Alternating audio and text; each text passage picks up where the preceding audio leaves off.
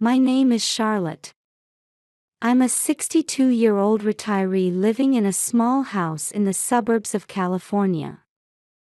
This home is filled with so many memories. I started living here when my husband James was still alive, and we raised our son Nathan here. Although James passed away 6 years ago, his presence can still be felt in every corner of the house. These days, I live with Nathan, his wife Olivia, and their adorable granddaughter Willow. Nathan is 35 and works as an engineer at an IT company. He's loved tinkering with machines since he was a little boy. Olivia is 32 and works as a childcare teacher. She's like an angel to the children, and Willow is especially attached to her. Willow is 5 years old. With her golden curls and big blue eyes, she looks like she stepped right out of a storybook. When she's here, the whole house is filled with laughter and joy. Holding her tiny hand in mine makes me feel like all the hardships have been worth it. The time I spend with Willow is the most precious part of my life. After losing my husband, I felt like there was a gaping hole in my heart for a long time. But Willow's presence has slowly started to fill that void. When I sit her on my lap and read to her, I feel a true sense of happiness. Nathan and Olivia mean the world to me too. Despite their busy lives, they always put family first. One day, Nathan and Olivia decided to take Willow on a trip. They hadn't had a proper vacation since their honeymoon, so this was an exciting event for both them and Willow. To be honest, I felt a little lonely, but I knew it would be good for Willow to have some new experiences. Nathan and Olivia threw themselves into the trip preparations, poring over guidebooks and making plans almost every day. I could tell how much they were looking forward to this getaway. "Mom, please take care of the house while we're away," Olivia said to me. On the morning of their departure, the house was bustling with activity. Nathan loaded the suitcases into the car while Olivia did a final check.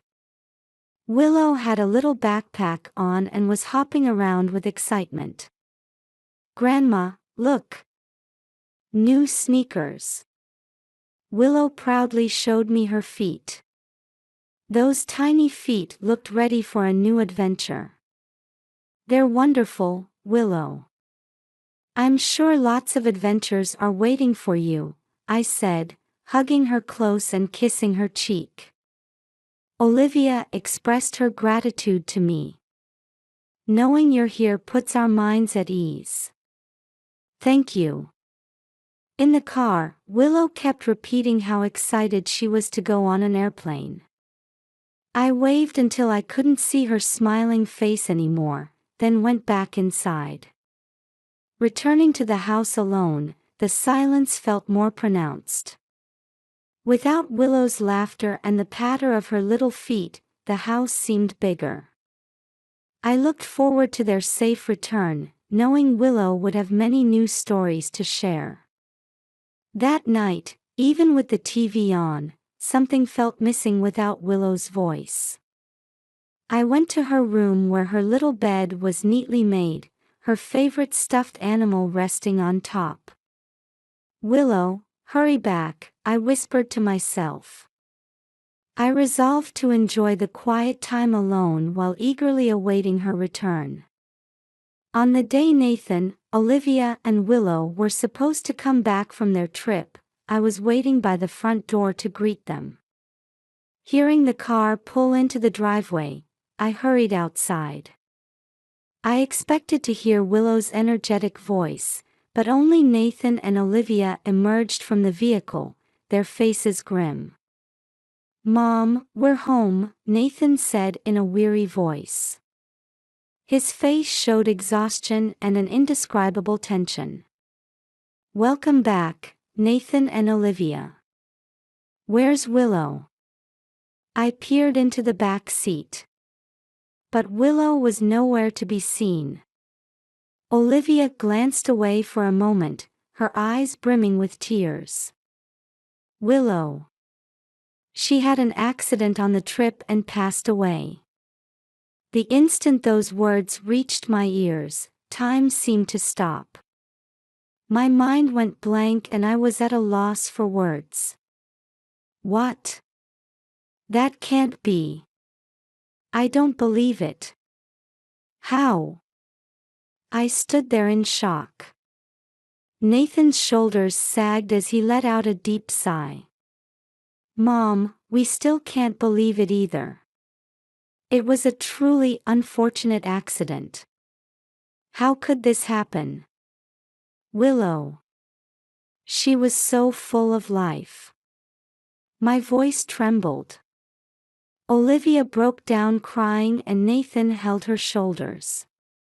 I was paralyzed, unable to do anything but stand there. I couldn't accept the reality that Willow was gone. That night, I went to Willow's room and sat on her bed. Her scent still lingered there. Hugging the stuffed animal by her pillow, tears streamed down my face. I couldn't believe Willow would never return to this house again. Nathan and Olivia shut themselves in their room, barely speaking. A deep sadness and silence filled our home. I tried to recall Willow's smile and laughter, but those memories pierced my heart with pain. Desperate to know the details of Willow's accident, I asked Nathan, what happened? How did Willow? Nathan's face darkened. He was silent for a while but finally spoke heavily. Mom, I don't want to go into the details. But it was a tragic accident. We're deeply hurt too.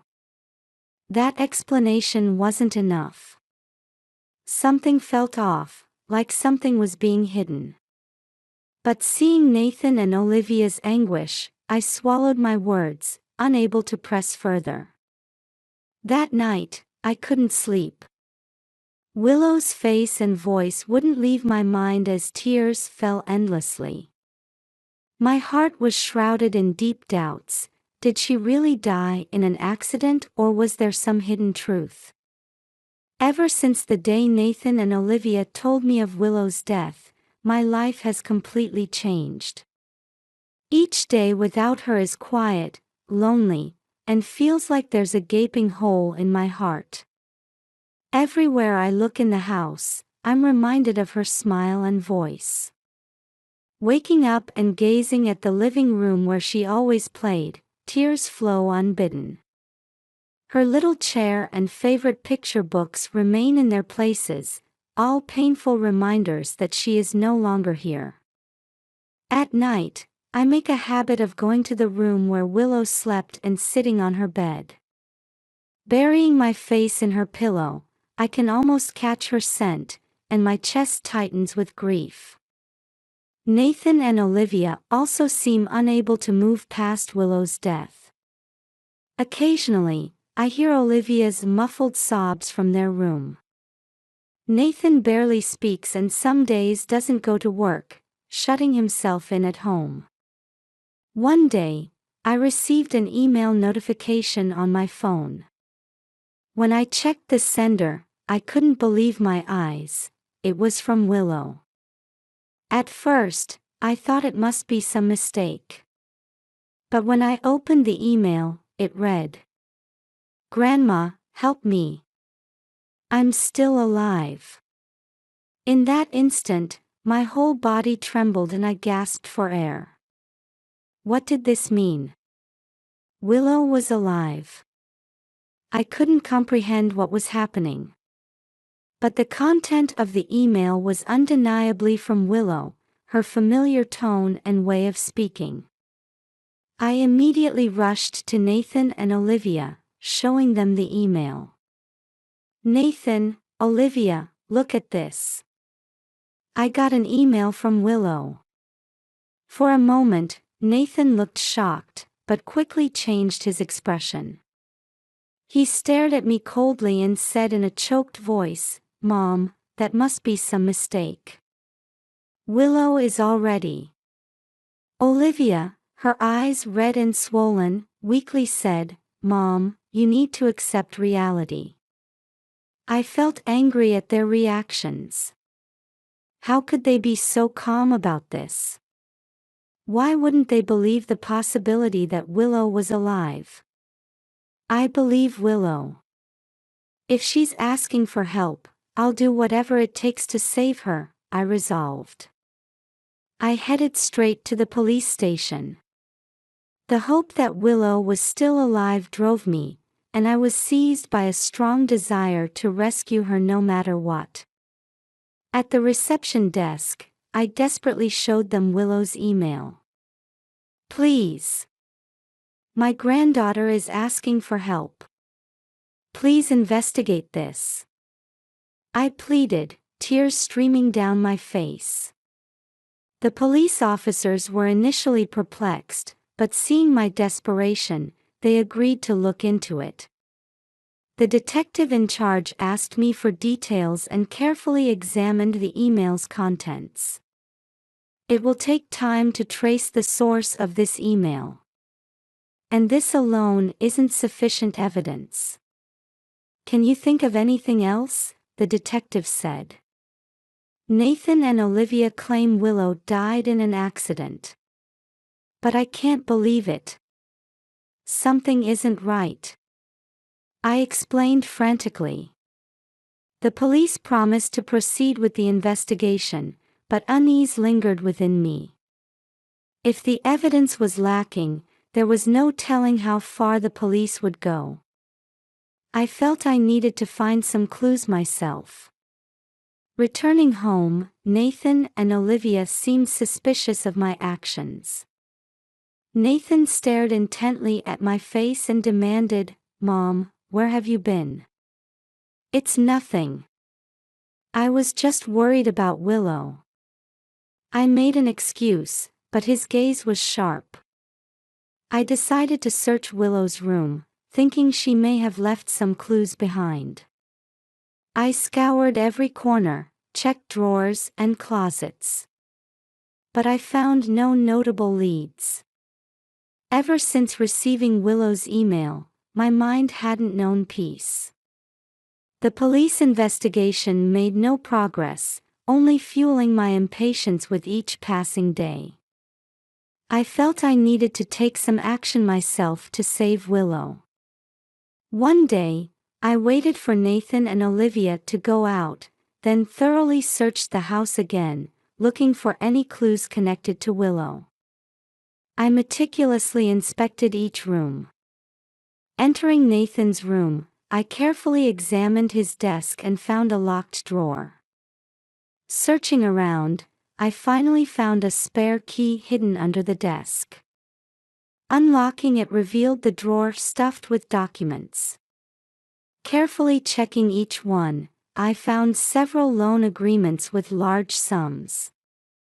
I had no idea Nathan was saddled with such substantial debt. Digging further, I found a life insurance policy in Willow's name. It stated a high payout amount in the event of her death. Why are these here? My hands shook and my heart pounded like a drum. Life insurance. It felt like there was some premeditated intent. Next, I searched Olivia's room. Looking through her closet and drawers, I found a diary hidden in the depths. It was definitely in Olivia's handwriting. What caught my eye was mention of her planning something with Nathan. The details weren't spelled out, but it was clear the two were secretly carrying out some plan. Are Nathan and Olivia involved in Willow's death? Suspicions swirled in my mind. I was certain they were hiding something. But this alone wasn't decisive proof. I contacted the police again, showing them the newly discovered documents and parts of the diary. The police showed interest, saying this could advance the investigation, but I still felt it wasn't enough. I have no choice but to keep investigating myself, I resolved in my heart. To save Willow, I needed to find more solid evidence. Mustering my tired body, I decided to continue my search the next day. The following day, I secretly observed Nathan and Olivia's behavior, trying to glean clues from their conversations and demeanor. But they seemed on guard, perhaps realizing I was on to them. Still, I persisted, carefully watching what they did and where they went. At one point, I overheard Nathan on the phone with someone. His voice was low, his tone suggesting he was concealing something. "It's fine, we'll proceed as planned. The insurance paperwork is going smoothly," he said. Those words sent a chill down my spine. As much as I wanted to believe Willow was alive, there was no doubt Nathan and Olivia were carrying out some horrifying scheme. As I continued searching for leads on Willow, my life was completely upended. The once peaceful days spent with family had turned into days filled with suspicion and dread. I was doing everything in my power to uncover the truth, believing Willow was alive, but those actions incurred Nathan and Olivia's wrath. One morning, I discovered all my car tires had been slashed. It was clearly done intentionally. Nearby was a note saying, "Stop snooping around." I intuited it was Nathan and Olivia's doing, but lacking evidence, I couldn't directly confront them. Even so, I didn't give up. To get clues about Willow, I asked around her friends and neighbors, trying to confirm if she had seemed anxious at all or if anything unusual happened before the trip. But no concrete leads emerged. Then one day, I found a suspicious letter in my mailbox at home. Inside was a threatening message: "If you keep making a fuss, there's no telling what will happen to you next." For a moment I faltered, but I couldn't back down from saving Willow. That night, Nathan and Olivia barged into my room. Nathan stared at me coldly and said, his anger evident, "Mom, enough already. Because of you, we could lose everything." "Nathan, Willow is alive. Why won't you admit it?" I pleaded desperately. Olivia said, "You're mentally ill. Willow is gone. Stop tormenting us any further." Their attitudes were cruel, and my heart felt torn to shreds. But I believed in Willow. As long as she was asking for help, I would never give up. I contacted the police again, reporting the threatening letter. The police gradually started taking my pleas seriously. The detectives began monitoring Nathan and Olivia's actions and intensified the investigation. Meanwhile, I started to suspect Willow was being held captive somewhere. I began searching for possible locations. If Willow was hidden away, I believed there had to be clues. I watched the police investigation with a prayerful heart.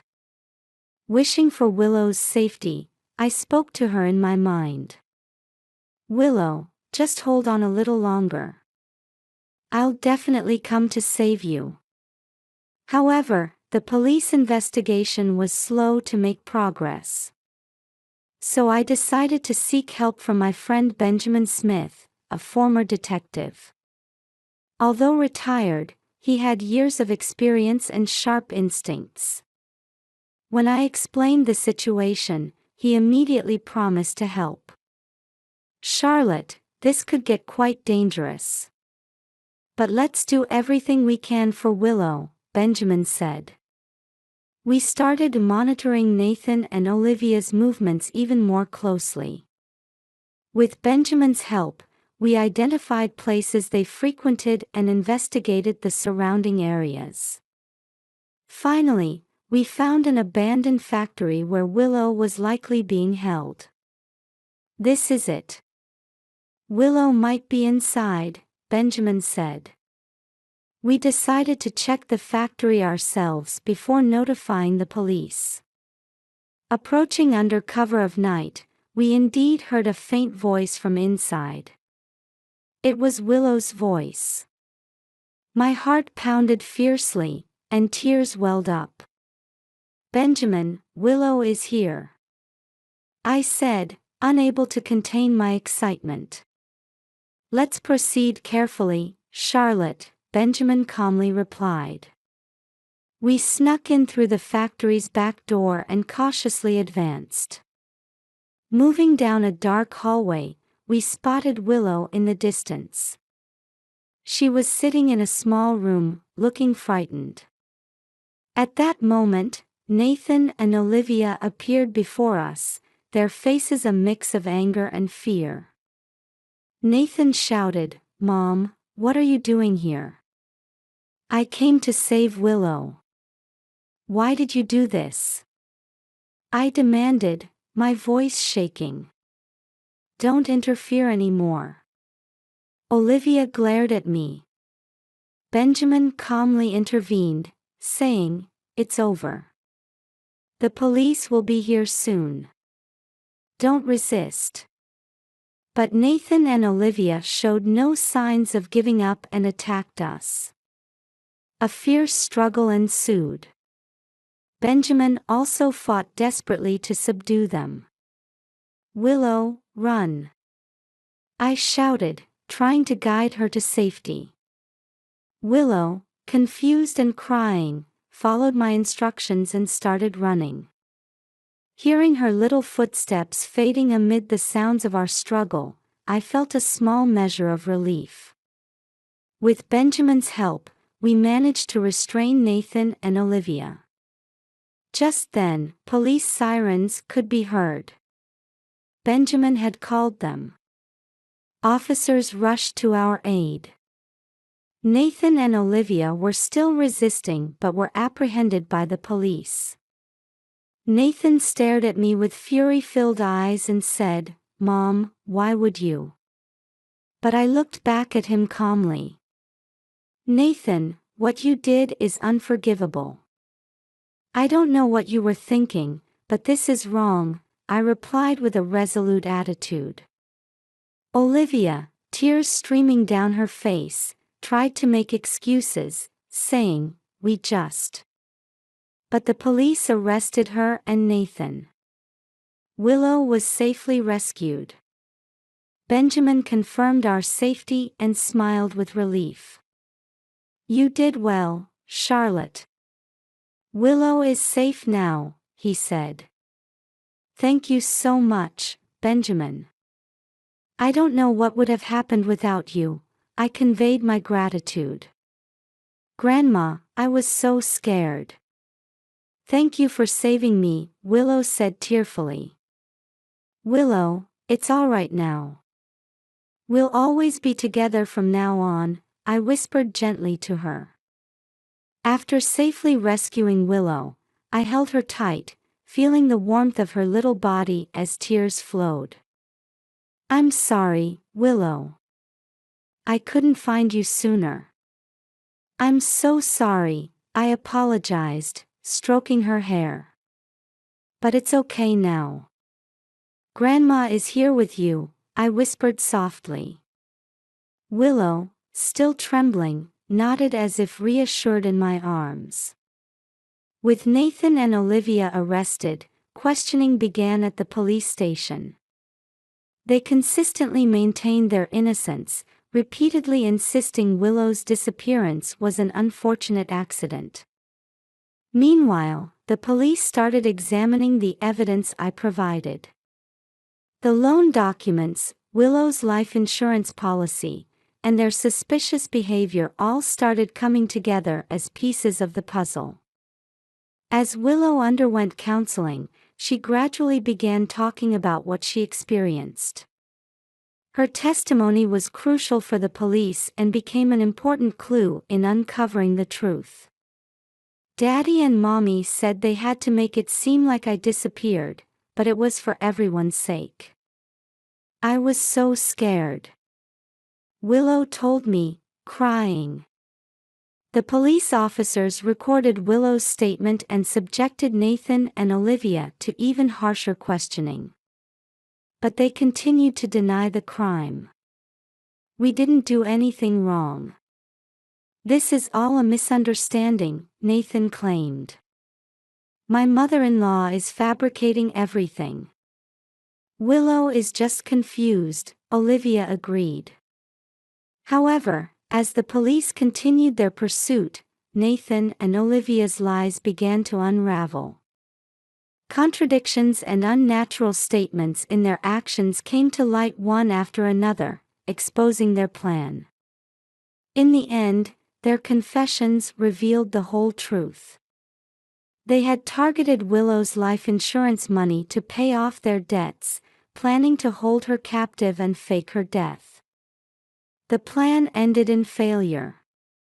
Nathan and Olivia were formally indicted and would be tried in court.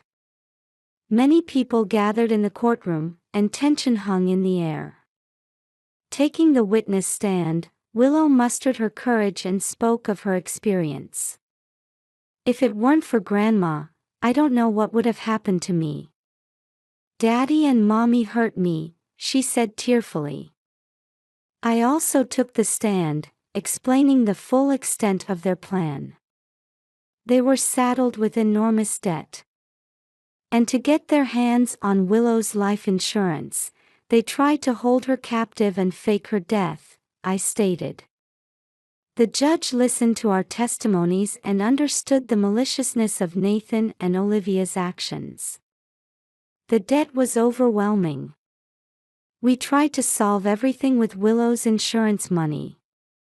It was the only way. Nathan pleaded, tears in his eyes. We were truly cornered. We didn't want to hurt Willow. But we had no choice. Olivia continued. However, the judge sternly declared, what you did can never be forgiven. These actions have strayed from the path of being parents and human beings. Willow's testimony and the evidence I provided were decisive, proving their guilt. Nathan and Olivia received harsh sentences, with lengthy prison terms for their respective crimes. After the sentencing, I held Willow tight. It's truly over now. You don't have to worry anymore, I whispered. Willow hugged me back and smiled, saying, Grandma, thank you. I'm okay now. Afterward, we began preparing for our new life. To heal Willow's emotional wounds, I dedicated myself to spending a lot of time with her and watching over her growth. We'll always be together from now on, Willow. Let's overcome any hardships together, I vowed. Willow nodded as if drawing strength from those words. Yes, Grandma. We'll always be together, she replied. Seeing her smile, I felt hope for the future. Years passed. The memories of the incident never completely faded, but Willow overcame that experience and grew into a strong, bright young girl. Willow is now in her final year of elementary school, laughing with friends and actively participating in school activities. Every time I see her smile, I feel deeply relieved and happy. Grandma, guess what happened at school today? Willow would happily recount her daily experiences. Seeing her innocent demeanor, I realize she has overcome that terrible event. We enjoyed our daily life, accumulating small joys. Tending the garden together and going on weekend picnics became our delights. Watching Willow grow was my greatest pleasure. One evening, as Willow and I prepared dinner, she suddenly said with a serious expression, "Grandma, thank you for saving me back then. I don't know what would have happened to me without you." Those words made my heart swell with warmth. "Willow, I'm so happy you're alive. Having you by my side is my greatest happiness." Willow grinned and said, "Grandma, I'll always be with you. Forever and always." At night, before going to bed, I peeked into Willow's room. She was in bed, reading a book. Seeing her peaceful figure, I was filled with heartfelt gratitude and a sense of security. Family bonds can sometimes be fragile. But true love overcomes any hardship, I whispered to myself.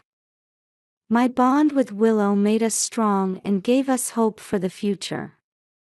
"Good night, Willow. I love you," I quietly murmured as I left her room. Willow closed her book and said with a smile, "Good night, Grandma." That night,